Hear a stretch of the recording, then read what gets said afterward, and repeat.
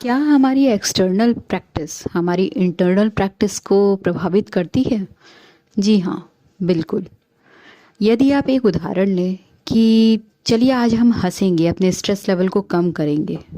तो यदि आज हम हँसते हैं तो नतीजतन हमारे ऊपर प्रभाव पड़ेगा।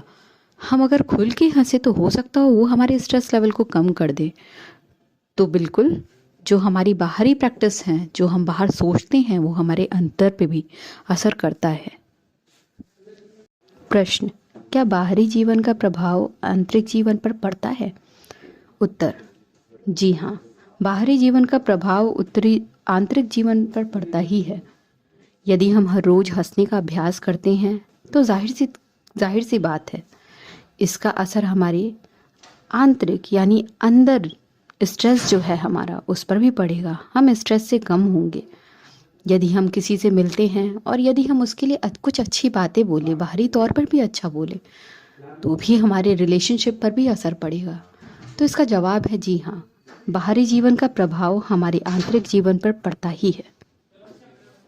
निरंतरता रुकती है तो प्रेम भक्ति पर क्या असर पड़ता है? उत्तर: कोई भी चीज़ इस संसार में निरंतर नहीं है, यहाँ तक कि हम भी निरंतर नहीं हैं। हमें भी कभी ना कभी जाना है।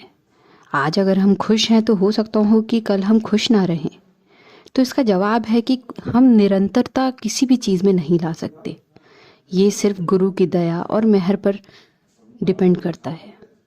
प्रश्न: अपने स्तर को बेहतर बनाने के लिए क्या थोड़ा स्वार्थी या सेल्फिश होना ज़रूरी है?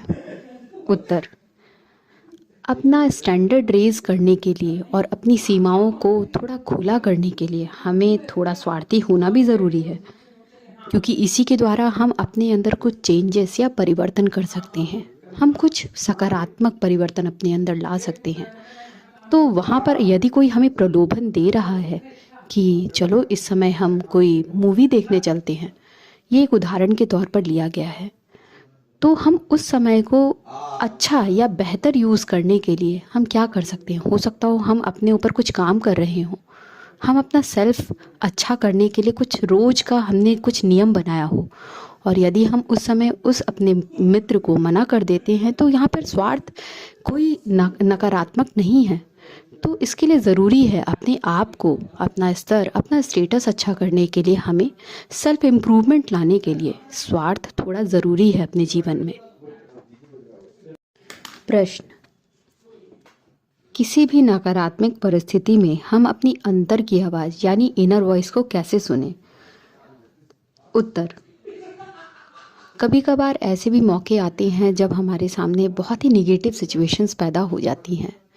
बहुत सारे निगेटिव लोग भी होते हैं जो हमारे अंदर क्रोध, ईर्ष्या और आदि भावनाओं को उत्तेजित करते हैं। पर एक तरफ हमारे अंदर जो आत्मबोध है, हमारी अंतर की आवाज़ है, हमारी जो आत्मा की आवाज़ है, वो भी अगर हम सुने तो हमें सही दिशा की तरफ ले जाती है।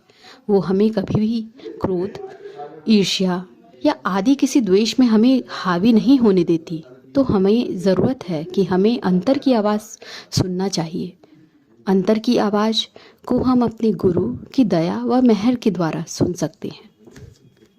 क्या हमारे दैनिक दिनचर्या हमारे वर्तमान और भविष्य को निर्धारित करती है? उत्तर: जी हाँ, हमारी जो दैनिक दिनचर्या है, जो हमारा वर्तमान का समय है, यदि हम अच्छे कामों में देंगे तो हमें आगे चलकर अच्छा ही उसका नतीजा मिलेगा।